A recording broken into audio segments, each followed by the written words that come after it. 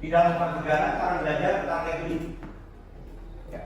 Regeling itu adalah aturan hukum yang bersifat umum, abstrak, mengatur atau orang mengatakan regulasi. Umum, abstrak, dan bersifat mengatur regulasi. Ya.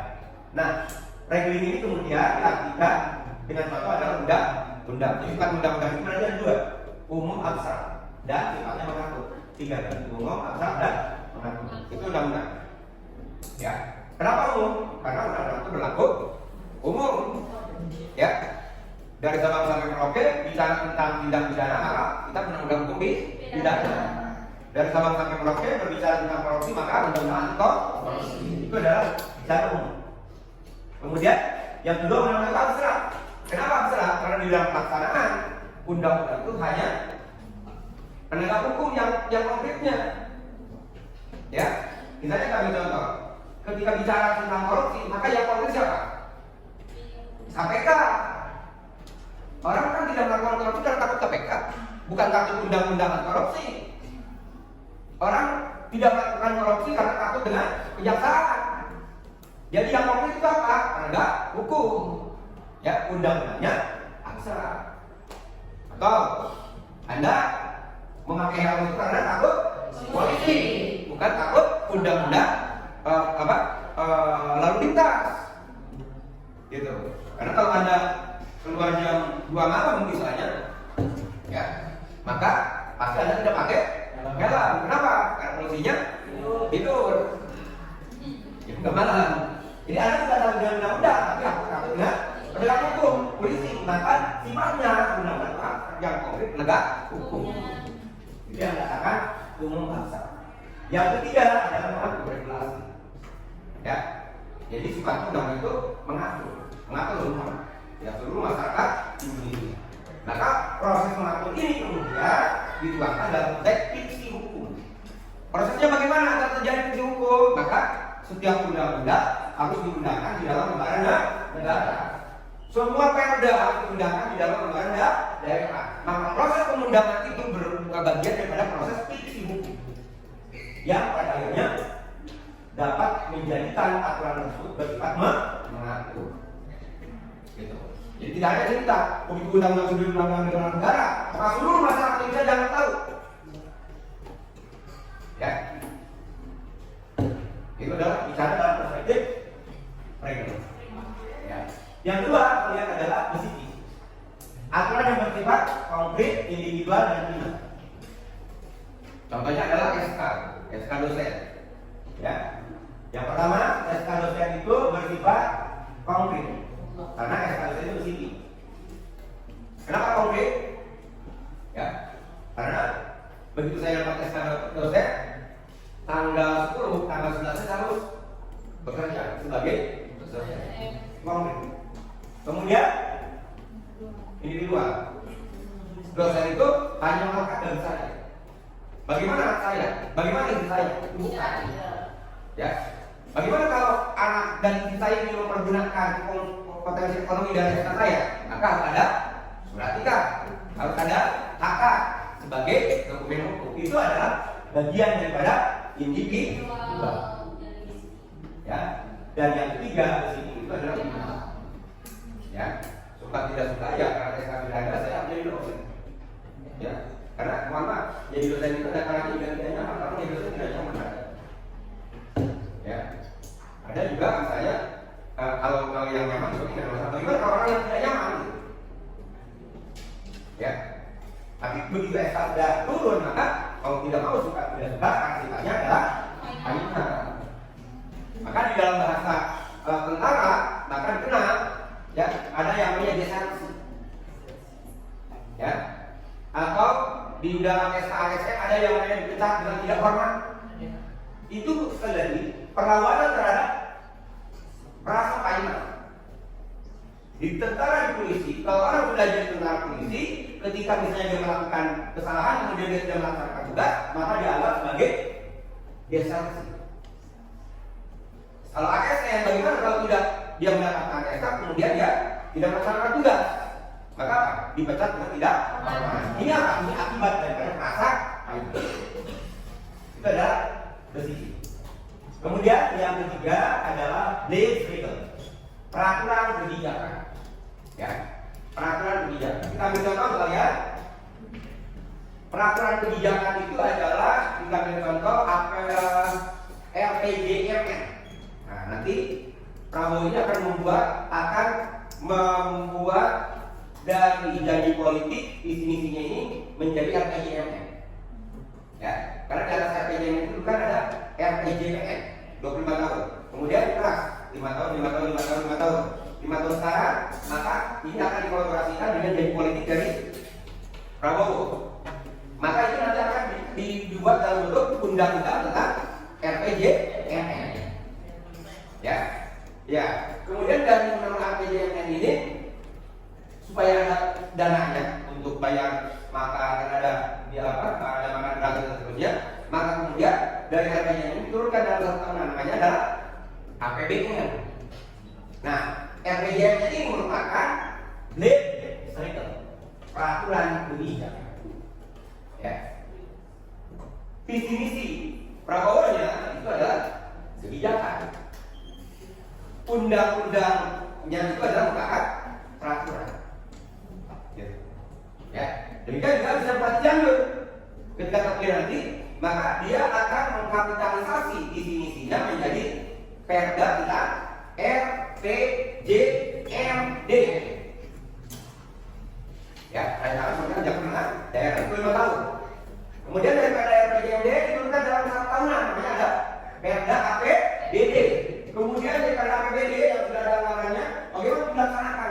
Maka ada yang selanjutnya adalah RKD, rencana kerja daerah. Itu. Jadi itu adalah masuk dalam kategori legislator, peraturan kebijakan yang dibimbing dengan peraturan. Kebijakannya apa? Visi tadi, visi misi presiden, visi misi bupati itu kebijakannya. Kemasannya kalau di pusat undang-undang, kalau di daerah perda, itu yang dikatakan sebagai peraturan.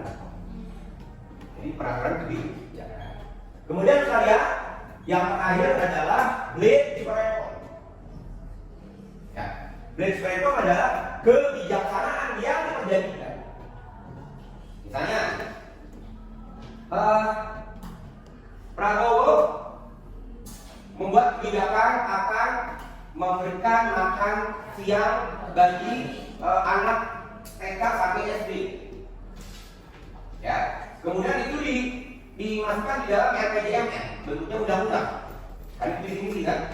Kemudian dari undang-undang RPJMN turun ke undang-undang APBN. Kemudian di dalam pelaksanaannya tidak mungkin dikelola oleh satu menteri, maka didesentralisasikan. Di Kalimantan pusat A, di Jawa Barat pusat B, Yogyakarta pusat C. Maka perjanjian antara negara ya berkaitan dengan itu dengan penyelesaian, maka itu masuk di dalam kategori legislator, kebijaksanaan yang diperjanjikan dari ketiga. Ya, banyak Prabowo kan dalam visi-misinya akan membuat suasana aman. Dan suasana aman itu kan harus dibuat sama-sama baru. Kalimantan, Papua, ya kan? Membuat sama-sama baru itu tidak mungkin dilaksanakan oleh negara, maka dia akan mengambil investor, ya, untuk menyelenggarakan itu. Maka perjanjian antara negara dengan investor ini masuk ke dalam kategori legislator, kebijaksanaan yang diperjanjikan dengan pihak kita.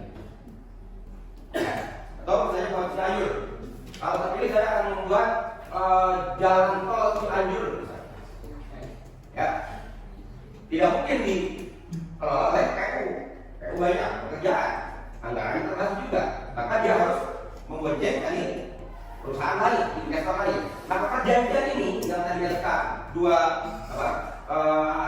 SK yang 1 dan 2 itu tadi, ya, satu arah dan negara, maka ini masuk kategori adalah legislator.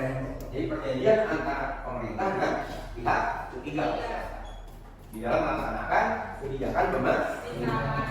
Itu yang dikatakan legislator. Ini beda antara legislator dan legislator. Jadi kalau legislator itu dari misi-misi calon menjadi undang-undang, dari misi-misi calon kepala daerah menjadi legislator. Ya, kalau legislator undang-undang dan perda itu kemudian di dalam laksanaannya harus melibatkan hak ketiga. Nah, perjanjian itu masuk dalam supaya jadi ini dulu baru dari saya dulu baru supaya cuma memang di dalam praktek maksudnya memang tidak banyak orang juga yang paham tentang posisi itu. Paling mungkin yang biasa itu labeling musik itu pun juga apa? Ya, apalagi harus masuk ke wilayah desregel atau itu yang kita bicara tentang 4 hal. Sekalian 4 poin ini sebetulnya bisa dilaksanakan oleh teori kebijakan. Maka teori kebijakan ada 3, ada atribusi, ada delegasi, ada manfaat. Ya. Delegasi adalah kebijakan yang ada di pusat karena sumbernya undang-undang dasar. Misalnya contoh. Delegasi, atribusi itu hanya jabatan yang sumber hukumnya undang-undang dasar. Apa sumber hukum dasar? Presiden. Jadi presiden punya kewenangan atribusi sebagai kepala negara, kepala pemerintahan, kepala administrasi tertinggi dan panglima angkatan darat. Itu adalah contoh kewenangan atribusi. Dasar kewenangannya undang-undang dasar. Ya. Dan melekat kepada jabatan. Jokowi kan sudah beres diganti oleh Pak Prabowo. Artinya presiden itu kan Jokowi berbeda dengan Prabowo. Artinya atribusi ini tidak melekat kepada individu, tapi melekat kepada jabatannya. Itu adalah bicara tentang atribusi. Jadi sumber kewenangannya adalah undang-undang dasar, melekat kepada jabatan. Ya, jadi bukan kepada individu. Sekarang yang kedua, untuk melaksanakan tadi regulasi musim regulasi ini, yang kedua melalui pendekatan kebijakan delegasi. Kalau atribusi sumber kewenangannya adalah undang-undang dasar, kalau delegasi maka sumber kewenangannya adalah undang-undang. Ya, sumber kewenangannya adalah undang-undang. Dari organisasi yang lebih tinggi kepada yang lebih rendah. Jadi syarat delegasi itu yang pertama sumber kewenangannya adalah undang-undang. Yang kedua pelaksana kewenangannya dari organisasi yang lebih tinggi kepada organisasi yang lebih rendah, ya kan? Dari atasan kepada bawahan, ya. Dari atasan kepada bawahan. Satu lingkup organisasi yang sama. Jadi kalau di negara itu harus sama. Mendagri semua, ya. Kalau TNI semua, kalau Polri semua itu ada delegasi, ya. Jadi satu lingkup organisasi yang sama. Kemudian kalau ada masalah dalam pelaksanaan kewenangan, maka yang harus bertanggung jawab adalah penerima kewenangan delegasi. Penerima, karena siapa? Yang menerima kewenangan. Misalnya ada contoh, Sprint Kapolri itu sebagai dasar dilaksanakannya operasi Lebaran. Lebaran sudah Lebaran. Itu dasarnya Sprint Kapolri, surat perintah Kapolri.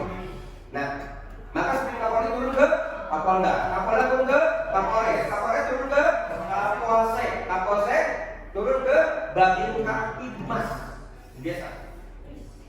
Ya, tiba-tiba ketika pelaksanaan Sprint Kapolri ini dinaliwat terjadi chaos, gesekan antar masyarakat dengan polisi akibat pelaksanaan Sprint Kapolri dalam konteks kewenangan delegasi. Maka yang bertanggung jawab siapa? Kapolri atau Kapolsek? Kapolsek dalam kewenangan delegasi. Jadi dalam kewenangan delegasi yang harus bertanggung jawab adalah penerima kewenangan. Itu jadi kewenangan delegasi. Sebenarnya lagi, ya, ada tinggal konfirmasi saja. Kewenangan delegasi sumbernya adalah undang-undang. Dari yang kedua adalah pelaksanaannya dari organisasi yang lebih tinggi kepada yang lebih rendah, dari atasan kepada bawahan. Balik. Satu lingkup organisasi yang sama, dan kalau ada masalah di dalam pelaksanaan yang bertanggung jawab adalah penerima kewenangan delegasi. Itu ciri-ciri daripada kewenangan. Yang ketiga, untuk melaksanakan negeri musik dari dalam ini, maka adalah mandat. Sumber hukumnya, kita mulai sumber hukum. Mandat. Sumber hukum mandat adalah undang-undang. Ya, sekali, sumber hukum mandat adalah undang-undang. Dari organisasi yang lebih tinggi kepada organisasi yang rendah. Ya. Kemudian dari atasan kepada bawahan. Satu lingkup organisasi yang sama. Ya. Dan kalau ada masalah, maka yang bertanggung jawab adalah pemberi mandat. Jadi sekali lagi, kalau ada masalah, maka yang bertanggung jawab adalah pemberi mandat. Jadi kalau dalam tugasnya adalah penerima delegasi. Kalau di dalam mandat, pemberi mandat. Saya tidak contoh. Sorry. Ya, yang ketika ada masalah, maka pemberi mandat yang kemudian bertanggung jawab. Objek mandat. Nah, objek mandat adalah kebijakan yang tidak strategis. Objek mandat adalah kebijakan yang tidak strategis. Lalu apa? Penerimaan tamu. Ya. Pak Rektor ada tamu misalnya dari provinsi. Pak Rektor tidak bisa, maka memberikan mandat kepada PR1. PR1 itu adalah melaksanakan mandat. Ketika terjadi gesekan akibat pelaksanaan mandat itu, maka yang bertanggung jawab Pak Rektor sebagai pemberi mandat. Ya. Nah, sekarang bagaimana objek daripada delegasi? Kalau mandat Anda sudah lihat, tidak apa tadi objek kebijakan yang tidak strategis. Berarti kalau delegasi kebijakan yang strategis. Ya. Contohnya tadi pelaksanaan operasi menjelang Lebaran. Maka dari Kapolri turun sprint Kapolri tentang operasi tentang Lebaran. Di Kapolri dilaksanakan oleh Kapolda, di Kapolda dilaksanakan oleh Kapolres, Kapolsek, Babin Kamtibmas desa-desa. Bagaimana kalau dari Kapolda kepada Dandim? Kira-kira pasti tidak delegasi. Kenapa? Karena tidak satu lingkup organisasi. Tidak satu lingkup organisasi. Bagaimana kalau misalnya dari Mendagri presiden, Mendagri kemudian provinsi, gubernur, kemudian gubernur ke bupati ke camat ke kepala desa. Itu soalnya delegasi. Bagaimana kalau dari gubernur kepada Kapolres kepada camat kepada desa? Kira-kira masuk ke delegasi? Kenapa? Karena tidak satu lingkup organisasi. Ada Kapolres. Gitu. Jadi itu ada ciri kewenangan adalah delegasi, mandat dan atribusi. Jadi bedanya sekali. Kalau atribusi sumbernya undang-undang dasar, kalau delegasi dan mandat adalah undang-undang. Gitu. Ya, itu yang kemudian bicara tentang pelaksanaan dari regeling, besiking, gereja regal dan gereja perempat akan dilaksanakan melalui teori kebijakan yang namanya atribusi, delegasi dan mandat. Sampai di sini ada masalah atau pertanyaan? Kesimpulannya yaitu regeling, besiking, blades regals, dan blades superencoms adalah instrumen hukum yang berbeda sifat dan fungsi. Regeling bersifat umum dan abstrak untuk mengatur secara luas, sementara besiking bersifat konkret, individual, dan final bagi kasus tertentu. Blades regals menjadi pedoman kebijakan dalam pelaksanaan wewenang diskresi, sedangkan blades superencoms menghubungkan kebijakan dengan perjanjian antara pihak-pihak tertentu. Perbedaan ini mencerminkan fleksibilitas hukum dalam berbagai kebutuhan.